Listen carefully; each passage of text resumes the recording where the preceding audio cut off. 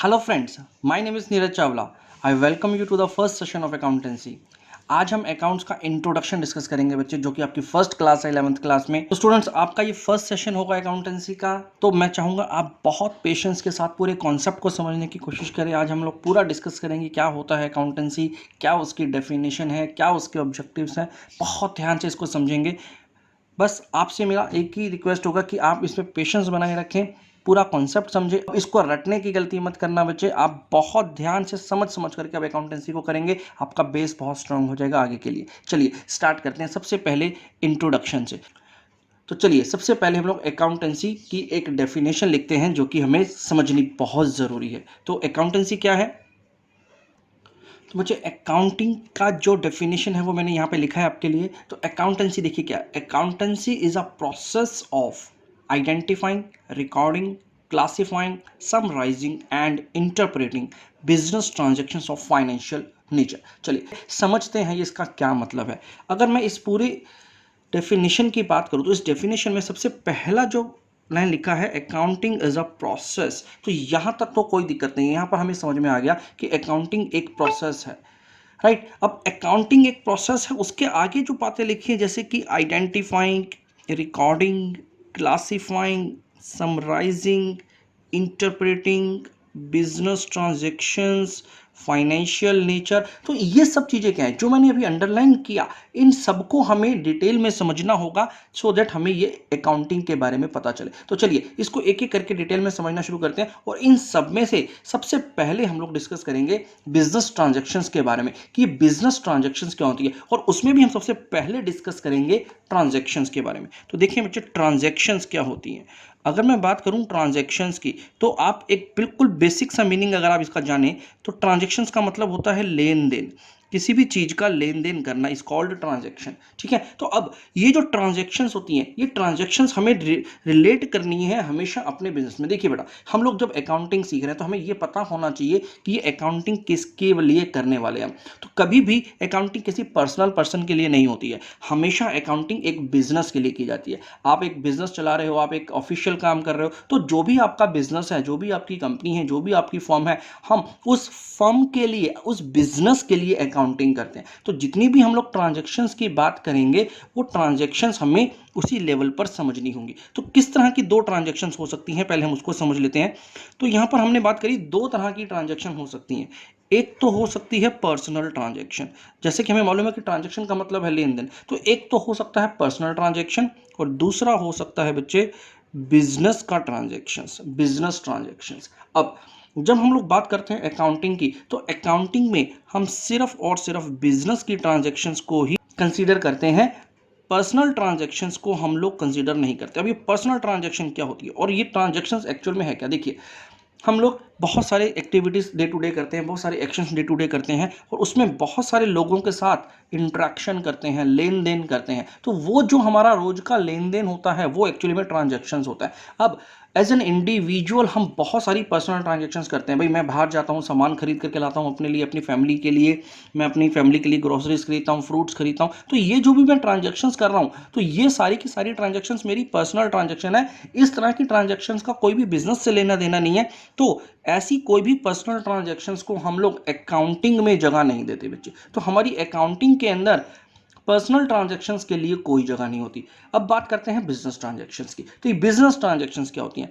कोई भी ऐसा लेन देन, कोई भी ऐसी ट्रांजैक्शन जो कि बिजनेस की वजह से हो रही है, बिजनेस के एक्टिविटीज की वजह से हो रही है, वो हमारी बिजनेस ट्रांजैक्शंस कहलाती हैं। जैसे कि कुछ सेल्स किया, कुछ परचेज किया, किसी से उधार लिया, किसी को उधार दिया, तो ये सारी जो ट्रांजैक्शंस हो रही हैं, ये हमारी बिजनेस की ट्रांजैक्शंस हो रही हैं। तो जितनी भी हमारी बिजनेस की ट्रांजैक्शंस होंगी, हम उन सभी ट्रांजैक्शंस को अपनी अकाउंटिंग में डालते हैं। ठीक है, तो चलिए अब ये जो बिजनेस की ट्रांजैक्शंस होंगी, ये भी दो टाइप की हो सकती हैं।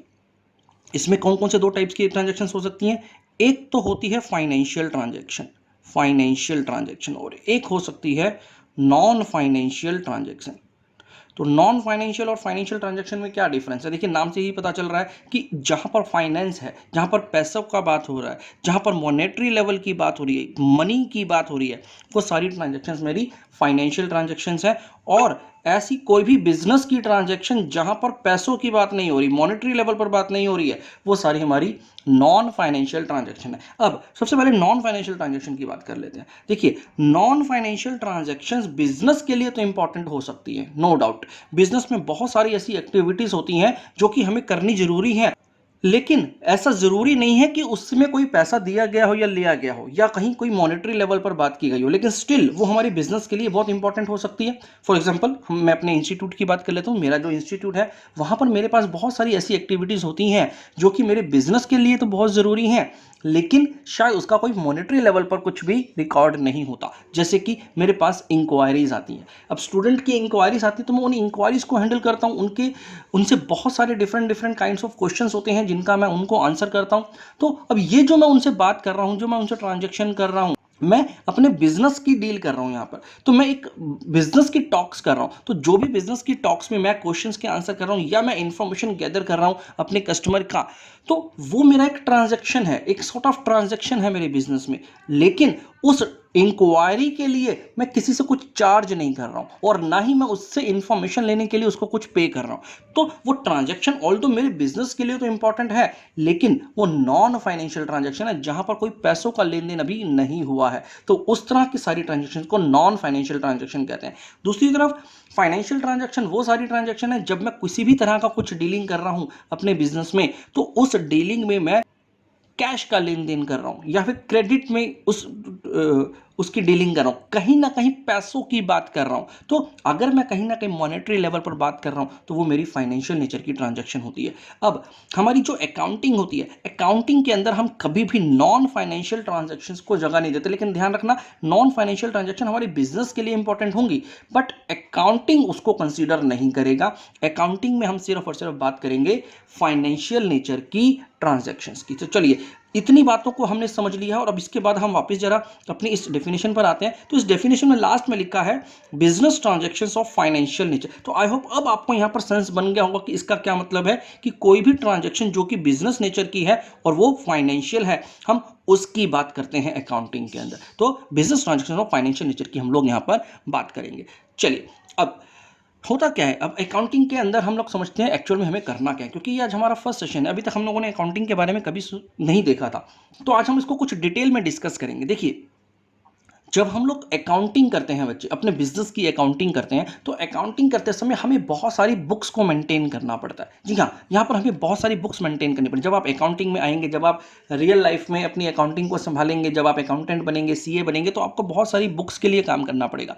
अकाउंटिंग में एक्चुअली हमारा काम ही बुक बनाने का होता है। अगर आप अपनी बुक देखेंगे जो आपको स्कूल से अलॉट की गई है, जिस जिस बुक को आप फॉलो कर रहे हो, उसका कवर पेज पे भी अगर आप देखेंगे तो वहां पर कहीं ना कहीं बुक कीपिंग लिखा होगा। तो इसका मतलब होता है कि हम लोग वहां पर बुक्स बनाते हैं। तो किस तरह की यहाँ पर बुक्स बनती है उसके बारे में जानते हैं। वैसे तो बहुत सारी बुक्स बनती है, लेकिन हम दो तीन बुक्स के बारे में डिस्कस करेंगे। जैसे कि एक जो सबसे पहली बुक हमारे यहाँ पर बनती है अकाउंटिंग के अंदर, उसे बोलते हैं बच्चे जर्नल बुक। ये हमारी प्राइमरी बुक होती है। हमारे अकाउंटिंग में सबसे पहली जो बुक बनती है वो ये जर्नल बुक ही बनती है। इस बुक का क्या मतलब होता है और क्यों बनाई जाती है, इसके ऊपर थोड़ा सा डिस्कशन करते हैं। देखिए, जब हम लोग जर्नल बुक की बात करते हैं, यानी जिसको मैंने बोला प्राइमरी बुक होती है, हमारी फर्स्ट बुक होती है अकाउंटिंग के अंदर, इसका काम होता है कि जितनी भी हमारी ट्रांजैक्शंस हो रही हैं, हम सारी की सारी ट्रांजैक्शंस को इसके अंदर नोट करना शुरू कर देते हैं। हम यहाँ पर उसकी एंट्री करना शुरू करते हैं सबसे पहले। तो पहली एंट्री हमारी इस जर्नल बुक के अंदर होगी। फॉर एग्जांपल, मैंने किसी ए पर्सन के साथ एक ट्रांजैक्शन करी, तो वो मैं इस बुक में यहाँ पर एंट्री कर दूंगा। मेरी फिर सेकंड ट्रांजैक्शन किसी बी के साथ हुई, तो वो मैंने उसको एंटर कर दिया। सी के साथ कोई भी ट्रांजैक्शन हुई, मैंने उसको एंटर कर दिया। मेरी फिर से ए के साथ, उसी पर्सन के साथ जिससे पहले भी ट्रांजैक्शन हो चुकी है, उससे ट्रांजैक्शन हुई, मैंने उसको रिकॉर्ड कर दिया। फिर से मेरे पास डी के साथ एक ट्रांजैक्शन हुई, मैंने उसको रिकॉर्ड कर दिया। मेरी ए के साथ ट्रांजैक्शन हुई, मैंने उसको एंटर कर दिया। बी के साथ ट्रांजैक्शन हुई, मैंने उसको रिकॉर्ड कर दिया। फिर ए के साथ मेरी ट्रांजैक्शन हुई, मैंने उसको यहाँ पर एंटर कर दिया।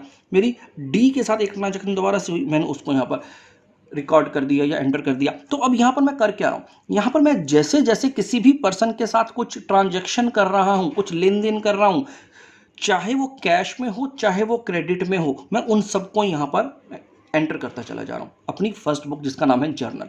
ये जो मैं एंट्री कर रहा हूं, इस एंट्री को बच्चे मैं क्रोनोलॉजिकल ऑर्डर में कर रहा हूं। क्रोनोलॉजिकल। अभी क्रोनोलॉजिकल ऑर्डर क्या होता है? क्रोनोलॉजिकल ऑर्डर का मतलब होता है कि जो जो ट्रांजैक्शंस पहले हो रही हैं वो पहले रिकॉर्ड होंगी और उसके बाद वो वाली ट्रांजैक्शंस रिकॉर्ड होंगी जो उसके बाद हुई है। मतलब जिस सीक्वेंस में मेरी वो ट्रांजैक्शंस हुई हैं उसी सीक्वेंस में मुझे इसको यहाँ पर रिकॉर्ड करना है। जो ट्रांजैक्शन पहले हुई है मैं उसको पहले रिकॉर्ड करूंगा, जो ट्रांजैक्शन उसके बाद में हुई है मैं उसको रिकॉर्ड करूंगा, यानी यहाँ पर मेरी डेट वाइज सारी ट्रांजैक्शंस आ जाएंगी। ठीक है, तो ये मेरी एक फर्स्ट स्टेप हो गया। एक जर्नल बुक में मैंने कुछ एंट्री कर दी, जर्नल एंट्री, जिसको हम लोग समझेंगे आगे जाकर के। एक पूरा चैप्टर है बच्चे इस बुक के ऊपर, हम इसको आगे जाकर के डिटेल में समझेंगे। चलिए, इसके अलावा हमारी एक और सेकंड बुक बनती है बच्चे। सेकंड बुक जो बनती है वो भी इसी के साथ साथ पैरेलल बनती है बच्चे। तो इस बुक में हमें थोड़ा सा डिफरेंट तरीके से एंट्री को करना होता है। इस बुक का जो नाम है वो है लेजर।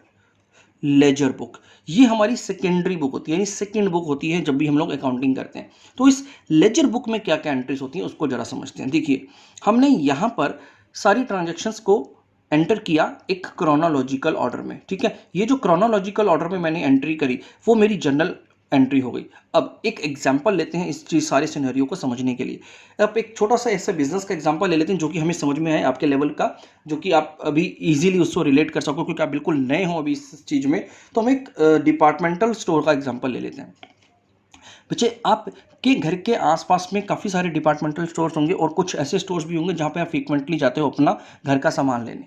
तो आप उसी का एग्जांपल ले लेते हैं। अब अगर मैं एक आइडिया अंदाज़ा लगाऊं तो एक दिन में उस पर्टिकुलर डिपार्टमेंटल स्टोर में कितने कस्टमर्स आते होंगे, मैं उसका अगर अंदाज़ा लगाऊं तो जहाँ तक मेरा गैस जाता है वो कहीं 200 से 250 या 300 कस्टमर्स रोज के एक डिपार्टमेंटल स्टोर में आते होंगे। तो अब ऑन एन एवरेज अगर मैं उसको 200 भी मान लूं तो 200 कस्टमर्स रोज उस डिपार्टमेंटल स्टोर पर आते हैं और कुछ ना कुछ ट्रांजैक्शन करते हैं, कुछ ना कुछ सामान लेकर के वो जाते हैं, चाहे वो कैश में लेके जा रहे हैं चाहे वो क्रेडिट पे लेके जा रहे हैं, यानी उधार पे लेकर के जा रहे हैं। ठीक है, तो अब क्या हुआ, अगर मेरे रोज के 200 कस्टमर्स आते हैं तो इसका मतलब मैं रोज की 200 ट्रांजेक्शन्स का एंट्री इस जनरल बुक में करता हूँ। राइट, मैंने एक सबसे मिनिमम अमाउंट लिया है, क्योंकि किसी भी बिजनेस में डिपेंड करता है कि वहाँ पर कितना कस्टमर्स हो सकता है, उसके बिजनेस के वॉल्यूम पर डिपेंड करता है। अगर आप किसी बड़े डिपार्टमेंटल स्टोर की बात करेंगे तो वहाँ पर थाउजेंड्स में भी हमारी रोज की ट्रांजैक्शंस होती हैं। ठीक है, तो हम लोग एक समझने के लिए 200 का एक फिगर लेकर के चलेंगे कि 200 ट्रांजैक्शन हम लोग एक दिन में अगर करते हैं तो हमारा किस तरह से अकाउंटिंग होगा।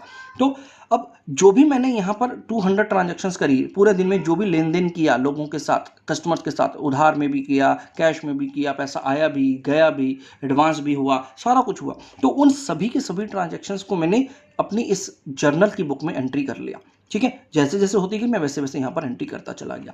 अब अगर मैंने ये यहाँ पर एंट्री कर ली तो बहुत सारी चीज़ें ऐसी भी हैं जो कि क्रेडिट पर गई हैं, तो कहीं ना कहीं आगे जाकर के मुझे उनका हिसाब किताब रखना पड़ेगा, मुझे उनसे पैसा लेना पड़ेगा। तो मैं वो कब करूँगा, फॉर एग्जाम्पल 1 महीने के बाद, 1 मंथ के बाद मुझे लगा कि मुझे अब किसी पर्सन का हिसाब किताब देखना है और उसको क्लियर करना है। तो मैं क्या करता हूँ, अपनी बुक्स में जाकर के देखूंगा कि भाई मेरे को किससे कितना पैसा लेना है। अब फॉर एग्जांपल ए का एग्जांपल ले लेते हैं यहाँ से, कि इस ए पर्सन से मैंने कितना पैसा लेना है या इतना कितना पैसा इसको देना है। अगर अब मुझे वो देखना है तो मुझे क्या करना पड़ेगा, ऑब्वियस सी बात है मुझे इस जनरल बुक में आना पड़ेगा। अब क्योंकि मैं ये काम 1 महीने के बाद कर रहा हूँ, तो 1 महीने में अगर आप एक दिन में 200 ट्रांजैक्शंस कर रहे हो तो 30 डेज में बच्चे आपकी कितनी ट्रांजैक्शंस हो जाएंगी। डेफिनेट सी बात है, यहाँ पे करीब 6000 ट्रांजैक्शंस आपने पूरे महीने में करी होंगी।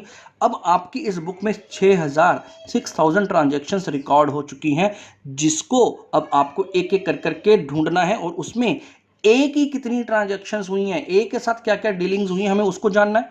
तो इसको जानने के लिए हम क्या करेंगे, इसको एक एक करके जाएंगे, जो कि बहुत ही टीडियस टास्क हो जाएगा। आपको आउट ऑफ 6000 ट्रांजैक्शंस में से कुछ ट्रांजैक्शन जो कि ए के साथ हुई है उनको निकालना पड़ेगा, जो कि बहुत ही टीडियस टास्क हो जाएगा। चलिए, क्योंकि काम है, करना है, मैंने किया, मैंने 2 से 3 घंटे लगाए और पूरा हिसाब किताब बना लिया कि ए का कितना हिसाब बनता है। जैसे ही मैं ए का हिसाब बना करके बना, शॉप के ऊपर बी भी आ गया और बी ने बोला कि सर मुझे भी मेरा हिसाब बता दो, मुझे आपको पैसे देने हैं। तो अब मुझे क्या करना पड़ेगा, क्योंकि बी का भी हिसाब मुझे फिर उन्हीं 6000 ट्रांजैक्शन में से निकालना है, तो फिर से मुझे उतना टाइम इन्वेस्ट करना पड़ेगा, जो कि फिजिबल नहीं है। अगर मैं यही काम करता रहूँगा तो भैया अपना बिजनेस कब करूँगा। तो इसका एक सोल्यूशन ढूंढना पड़ेगा। तो इसका बहुत अच्छा सोल्यूशन हमें अकाउंटिंग ने दिया है लेजर के रूप में। ठीक है, तो लेजर क्या करता है, हम जब जर्नल एंट्रीज करते हैं तो साथ साथ हम लोग एक और बुक बना लेते हैं जिसका नाम है लेजर। इसमें क्या करते हैं, हम हर एक पर्सन के साथ जिसके साथ हमारी डीलिंग हो रही है उसका एक खाता बना देते हैं, एक अकाउंट बना देते हैं, एक पेज अलग से बना देते हैं उसके लिए। ठीक है, तो अब मैंने एक के लिए एक अलग से पेज बना दिया, यहाँ पर एक इसका अकाउंट बना दिया। ठीक है, अब जैसे ही मेरी ए के साथ ट्रांजैक्शन हुई मैंने उसको यहाँ पर रिकॉर्ड कर दिया, मैंने यहाँ पर उसको पोस्ट कर दिया। ठीक है, मेरा एक दूसरा अकाउंट बन गया बी का, बी के साथ भी जो ट्रांजैक्शन होगी मैं इसमें डालूंगा। सी का अकाउंट बन गया, सी के साथ जो ट्रांजैक्शन होगी मैं इसमें डालूंगा। डी का अकाउंट बन गया, डी के साथ जो ट्रांजैक्शन होगी वो मैं इसमें डालूंगा।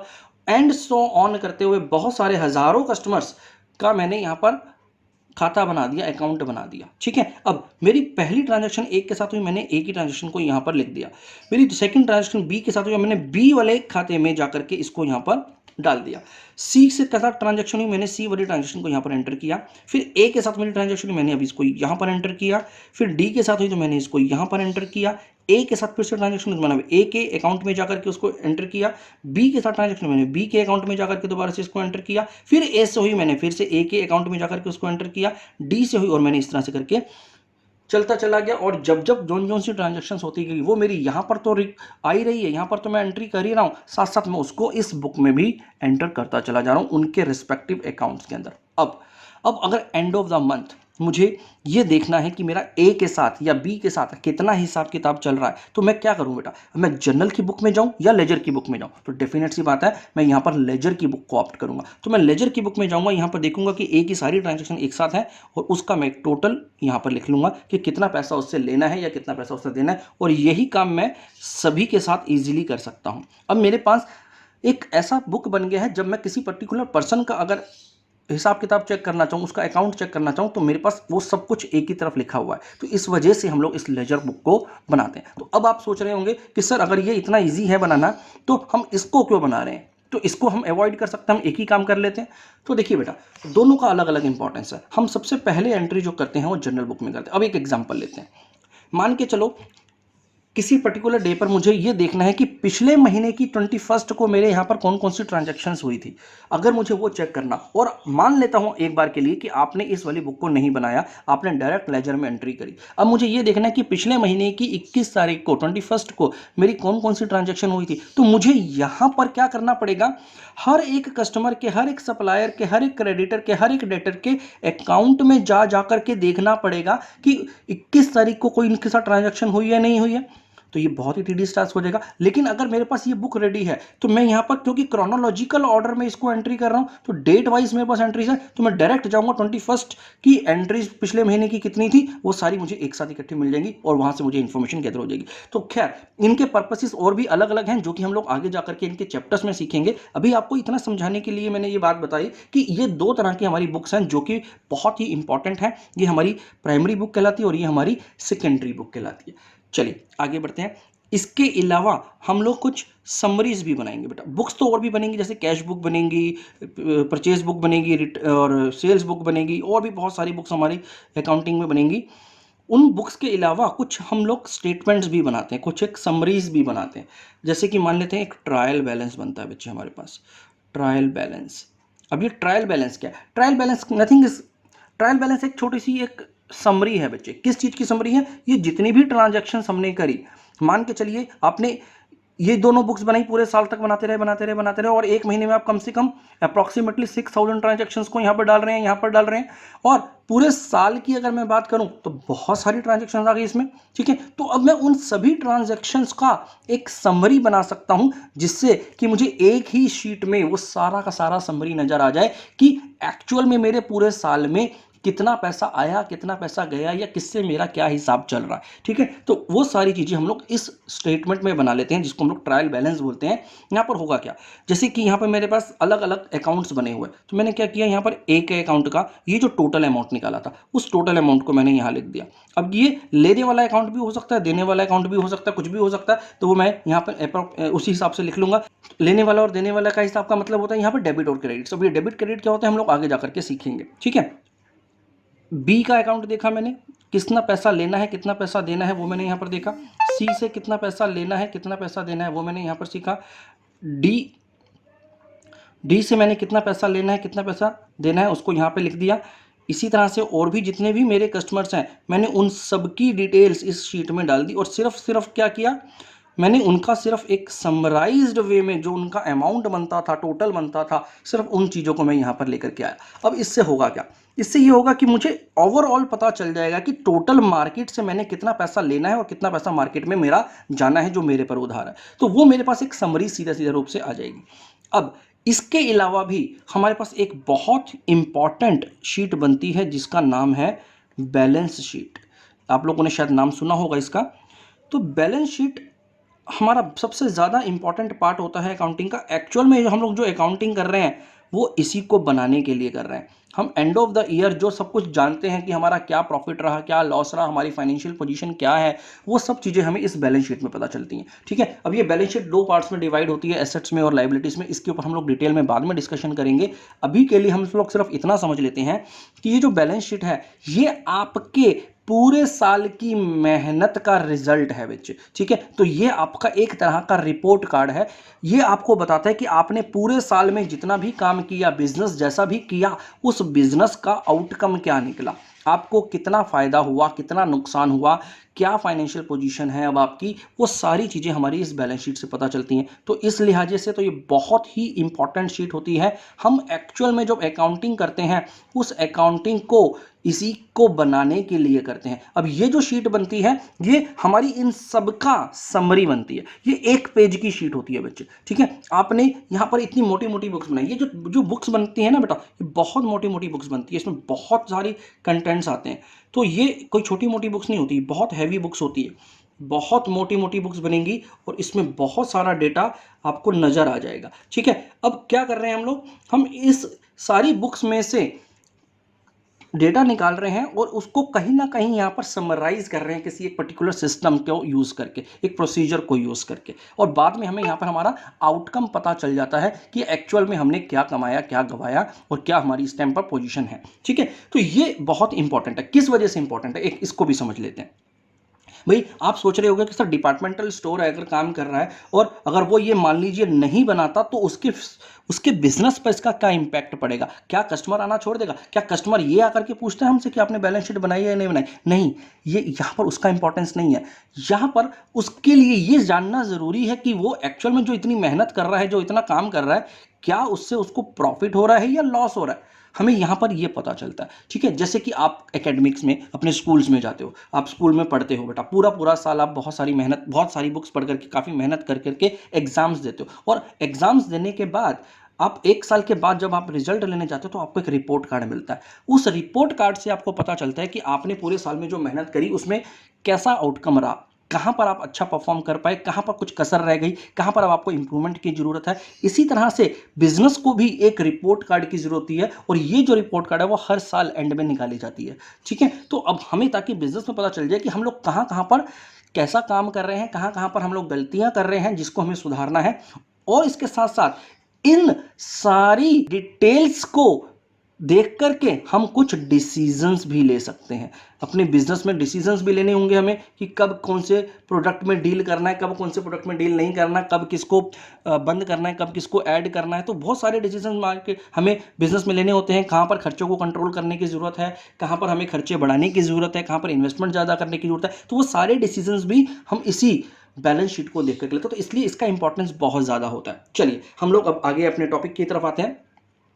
तो ये कुछ एक हमने देखा कि किस तरह से हमारी अकाउंटिंग होगी आगे जाकर के। अब सबसे पहले यहां पर वापस आऊंगा मैं, ये जो मैं ट्रांजैक्शंस यहां पर एंट्री कर रहा हूं बेटा, तो यहां पर कौन सी ट्रांजैक्शंस एंट्री हो रही हैं, मेरी बिजनेस ट्रांजैक्शन जो कि फाइनेंशियल नेचर की है। तो आपने एक्चुअल में क्या किया, देखो पर्सन आप एक इंडिविजुअल हैं, आपका एक अपना बिजनेस है और आपकी एक फैमिली भी है। आप बहुत सारी चीज़ें मार्केट से खरीदते हो, बहुत सारी मार्केट में जाकर के ट्रांजैक्शंस करते हो, बहुत सारे बिल्स आपके पास आते होंगे। अब हो सकता है कि आपके कुछ पर्सनल ट्रांजैक्शंस हो रही हो, कुछ बिजनेस की ट्रांजैक्शंस हो रही हो, तो हमारे पास सारे बिल्स इकट्ठे हो गए। अब हमें क्या करना है, उन बिल्स में से वो वाले बिल्स को निकालना है जो कि सिर्फ बिजनेस के हैं, पहली बात। और उस बिजनेस के बिल्स में से भी वो सारी चीज़ों को निकालना है जो कि वैसी ट्रांजैक्शंस को निकालना है जो कि फाइनेंशियल नेचर की। तो एक्चुअल में हम लोग कर क्या रहे हैं, हम उन ट्रांजैक्शंस को आइडेंटिफाई कर रहे हैं जो कि हमारी अकाउंटिंग में अलाउड है। तो ये हमारा फर्स्ट प्रोसेस होता है आइडेंटिफाइंग। ठीक है, तो हमारे फर्स्ट प्रोसेस में आइडेंटिफाई करने का मतलब क्या हुआ, हम अपने जितनी भी ट्रांजैक्शन बिजनेस में कर रहे हैं उसमें आइडेंटिफाई कर रहे हैं कि कौन सी ऐसी ट्रांजैक्शन है जो कि बिजनेस नेचर की हैं और फाइनेंशियल है। ठीक है, कौन सी ऐसी ट्रांजैक्शन है जो फाइनेंशियल नेचर की बिजनेस ट्रांजैक्शंस होंगी, हम उनको पहले आइडेंटिफाई करते हैं। तो ये मेरा फर्स्ट प्रोसेस समझ में आ गया कि क्या होता है आइडेंटिफिकेशन। उसके बाद रिकॉर्डिंग, सेकंड प्रोसेस होता है हमारा रिकॉर्डिंग। रिकॉर्डिंग का मतलब आपने जो भी ट्रांजैक्शन को आइडेंटिफाई किया उस ट्रांजैक्शन को आप सबसे पहले अपनी इस वाली बुक में यानी जर्नल बुक में, जिसको हम लोग प्राइमरी बुक बोलते हैं, इसमें जाकर के एंट्री कर देंगे। ये जो आप एंट्री कर रहे हो इस बुक में, इस एंट्री के प्रोसेस को बोला जाता है रिकॉर्डिंग। यानी आपने अगर कोई ट्रांजैक्शन यहां पर लिखी तो इसका मतलब आपने इस बुक में रिकॉर्डिंग कर दी, तो आपकी वो ट्रांजैक्शन अब हमारी बुक्स में आ गई है, हमारी अकाउंटिंग की बुक्स में आ गई है। तो ये हमारा जो जितना भी हम लोग ट्रांजैक्शंस को यहाँ पर नोट कर रहे हैं, जितनी भी एंट्री कर रहे हैं, एक्चुअल में हम क्या कर रहे हैं, उनकी रिकॉर्डिंग कर रहे हैं। तो यही प्रोसेस होता है रिकॉर्डिंग का। अब एक बार हमारी रिकॉर्डिंग हो चुकी है, अब हमें क्या करना है, लेजर बुक की तरफ बढ़ना है। लेजर बुक में क्या कर रहे हैं, हम जितने भी लोगों के साथ हमारी ट्रांजैक्शंस हुई है उन सबको अलग अलग खातों में डाल रहे हैं, अलग अलग अकाउंट्स में उसको सेग्रीगेट कर रहे हैं, यानी हर एक ट्रांजैक्शन को एक सेपरेट नेम से क्लासीफाई कर रहे हैं। This is what the classifying is. ठीक है, तो मैंने क्या किया, जितनी भी ट्रांजैक्शंस हुई थी उनको अलग अलग अकाउंट में डाल करके क्लासीफाई कर दिया। इस वजह से हम लोग इसको थर्ड प्रोसेस बोलते हैं जो कि है क्लासिफिकेशन, क्लासीफाइंग। ठीक है, तो क्लासीफाइंग में क्या किया, जितनी भी ट्रांजैक्शंस हुई थी उनको उनके रिस्पेक्टिव हेड्स में अलग अलग सेग्रीगेट कर दिया, क्लासीफाई कर दिया। चलिए यहां तक की बात समझ में आ गई। अब इन दोनों को करने के बाद हम लोग समरीज बनाते हैं बेटा। ठीक है, तो ये हमारा प्रोसेस होता है समराइजिंग का, जिससे कि हमें ओवरऑल पिक्चर का पता चलता है कि क्या चल रहा है बिजनेस में, कितना कितना पैसा बाहर से लेना है, कितना देना और क्या फाइनेंशियल पोजीशन है। तो ये प्रोसेस हमारा समराइजिंग कहलाता है। तो ये पूरा एक सीक्वेंस है बच्चे, ये पूरा तरीका है अकाउंटिंग को करने का। तो पहले हमें आइडेंटिफाई करना है, रिकॉर्डिंग करनी है, क्लासीफाई करना है, फिर हम लोग फाइनली समराइजिंग करते हैं। तो once we have this summarise statements ready, तो अब यहां तक हमारी अकाउंटिंग खत्म हो जाती है। ठीक है, ये हमारी अकाउंटिंग अब खत्म हो गई। अब आगे की बात करते हैं। Now what is interpreting. देखिए, हमने यहां पर ये अकाउंटिंग कर ली, हमारे पास स्टेटमेंट आ गई, हमें पता चल गया कि हमने कितना प्रॉफिट अर्न किया या कितना लॉस हुआ। अब अगर आपके प्रॉफिट आते हैं तो डेफिनेट सी बात है आपको मोटिवेशन मिलता है। ठीक है, आपको अच्छा लगता है कि आपने जो मेहनत करी अब वो रंग ला रही है, उससे आपको फायदा हो रहा है। तो जब भी हमें कुछ मोटिवेशन मिलता है तो हम लोग आगे बढ़ते हैं, हम आगे बढ़ने की कोशिश करते हैं। मान लीजिए आपका ये एक बिजनेस है, आपने इसमें अच्छा प्रॉफिट अर्न किया, तो अब आप क्या चाहते हो कि अब आप ये चाहते हो कि आप इस बिजनेस को आगे बढ़ाएं, थोड़ा सा और बड़ा करें अपने बिजनेस को। तो जब भी बिजनेस को एक्सपैंड करने की बात आती है तो सबसे पहली जो रिक्वायरमेंट होती है वो रिक्वायरमेंट होती है हमारी फाइनेंस की। हमें पैसा चाहिए होता है बच्चा। तो वो पैसा कहाँ से आएगा, जितना आपके पास पैसा था आपने पहले से इसी में लगा रखा। ठीक है, अब और पैसा मुझे कहाँ से मिलेगा, तो डेफिनेट सी बात है मुझे मार्केट में जाकर के इस फाइनेंस को अरेंज करना पड़ेगा, चाहे वो मैं लोन लेकर के करूँ, चाहे मैं अपने शेयर्स निकाल करके करूं, या किसी भी तरह से अपने रिश्तेदारों से मांगूं, कैसे भी करके मेरे को कहीं से पैसा लाना है। तो नॉर्मली हम लोग जब बिजनेस को स्टार्ट करते हैं, एक छोटे लेवल के बिजनेस होते हैं, तो हम सबसे पहले कोशिश करते हैं लोन लेने की। और वो जो लोन होते हैं मैक्सिमम हमें बैंक से दे देते हैं या फाइनेंशियल इंस्टीट्यूट दे देते हैं, या फिर कोई बड़े बड़े फाइनेंसर्स होते हैं वो हमें लोन दे सकते हैं। लेकिन बैंक आपको लोन क्यों देगा, मान लेते हैं आपने अपने बिजनेस को एक्सपेंड करना, उसके लिए आपको 1 करोड़ रुपीज़ की रिक्वायरमेंट है, तो वो 1 करोड़ रुपये आपको बैंक क्यों देगा, बैंक इतना बड़ा रिस्क क्यों लेगा कि वो आपको दे। ठीक है, और बैंक का काम क्या है, बैंक का काम तो एक्चुअल में यही है कि लोगों को लोन देना और वहाँ से इंटरेस्ट अर्न करना। अब बैंक के पास बहुत सारे लोग जाते होंगे जो कि लोन की रिक्वायरमेंट लेकर के आते होंगे और लोन मांगते होंगे, तो वो बैंक आपको लोन किस बेसिस पर देगा। तो देखिए, सबसे पहला काम क्या करना होता है, जब भी आप बैंक के पास जाते हैं लोन के लिए अप्लाई करने या लोन की रिक्वेस्ट करने, तो बैंक आपसे पूछता है कि भैया आपको किस काम के लिए लोन चाहिए। आप बताते हो कि जी हमें अपने बिजनेस को एक्सपेंड करना है, उसमें हमें और इन्वेस्ट करना है। तो बैंक पूछते हैं कि आपका बिजनेस है क्या, कैसा काम कर रहा है, कितना पैसा आप इस बिजनेस में कमा लेते हो, तो उसको आपको प्रूव करना पड़ता है। तो उसको प्रूव करने के लिए वो बैंक आपसे क्या, आपकी वर्बल बातों में नहीं आता, बैंक आपसे प्रूफ्स मांगता है, और वो प्रूफ के नाम पर आपकी फाइनेंशियल स्टेटमेंट्स मांगता है। ये जो हमारी बैलेंस शीट बनाई, ठीक है, ये बैलेंस शीट हमारी एक फाइनेंशियल स्टेटमेंट है, वो हम लोग इसको देते हैं, हम अपने प्रॉफिट एंड लॉस के बारे में इंफॉर्मेशन देते हैं इसके अलावा। ठीक है, तो वो हम बैंक को शेयर करते हैं कि ये लो जी हमारी ये बैलेंस शीट है, आप इसमें देख लो इसमें हमारा कितना प्रॉफिट आ रहा है और हम कैसे कैसे काम कर रहे हैं। तो अब बैंक के पास तो जी बहुत सारी बैलेंस शीट्स पड़ी हुई हैं, वहाँ पे तो बहुत सारे लोग आ गए अपनी अपनी बैलेंस शीट दे के आ गए होंगे।